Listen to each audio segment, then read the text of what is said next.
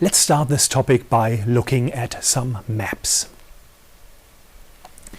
This world map certainly looks familiar to you. This map is often hanging on a wall in a kindergarten or elementary school. Some of us first got to know a globe that was maybe even illuminated. How familiar does this map look to you?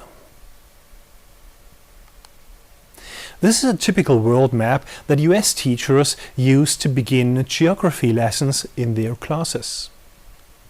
The two Americas, North and South, lie in the middle. To the west are the Pacific and Asia. To the east are Europe and Africa. So it is an America-centric world map. And how familiar does this world map seem to you? I know from students from China that this is the world map that Chinese teachers use to teach geography. And in my seminars abroad in Iran, I learned that this view of the world is the familiar view for people who grew up in Iran.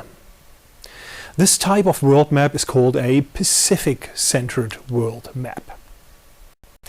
If you find it difficult to orient yourself with this map, it might help if you either do a handstand yourself or turn the device upside down. It is an upside down world map with Africa in the center. But honestly, who decides on a planet that is more or less shaped like a sphere, like a ball? Europe and Asia and North America are up and the others are down. This video is about the topic of ethnocentrism. So what does ethnocentrism mean? You've probably heard the word egocentrism before. Egocentrics are people who see themselves as being at the center of everything and stand out because of their excessive self-centeredness. Ethnocentrism means assessing other cultures, other people and their customs from the standpoint of one's own culture. Both your own values and the norms and rules developed from them are applied when looking at the world. Consequently, this means that all other cultures and peoples are inevitably seen as other or as deviant and as foreign. A special form of ethnocentrism is the so-called Eurocentrism, which judges all non-European peoples, cultures and customs by unquestioningly focusing on typically European thinking and actions and thus classifying all others as deviant. Our ethnocentric character arises from socialization in our families, our school and professional environments. Thus, this socialization happens from an early age and we see it as natural or as normal. It is only when we meet people from other cultures that we often see that our way of dealing with something is by no means the only possible way, in example the natural way, but that our behavior should rather be called a cultural and not natural behavior.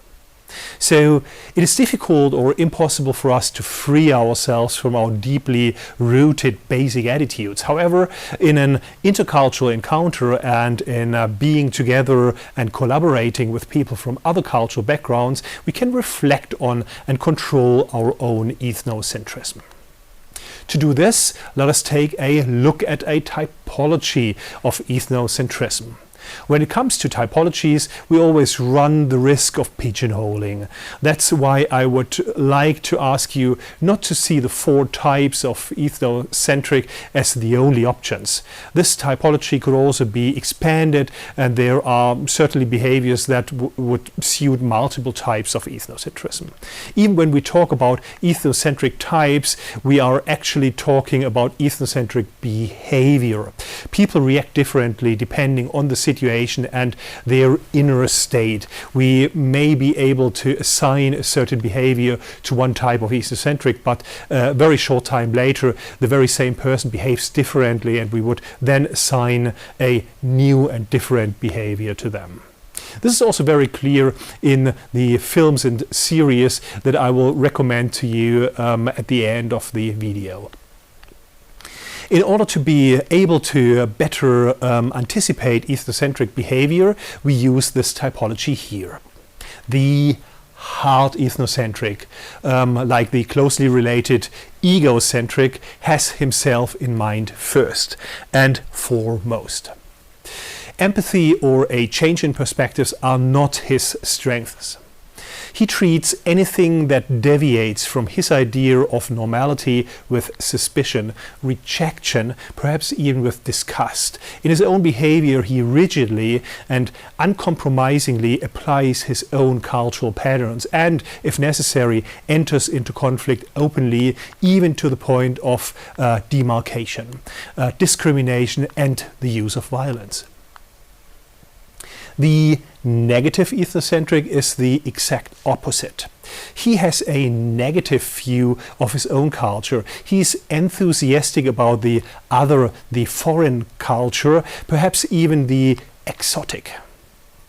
In intercultural situations, the negative ethnocentric tries to fit in, even to an extreme and unhealthy degree.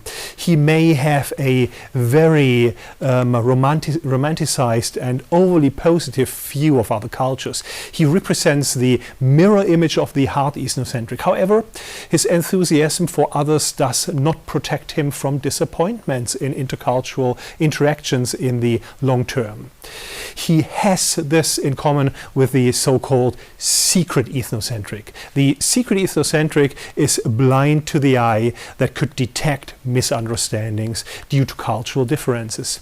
He wants to be tolerant and is characterized by a very idealistic attitude. Secret ethnocentrics appear cosmopolitan and appear to accept diversity and cultural differences. However, sooner or later, their ethnocentric behavior and the problems resulting from it become apparent through direct interaction with others. As you have probably already noticed, we look at ourselves a lot in intercultural competence trainings.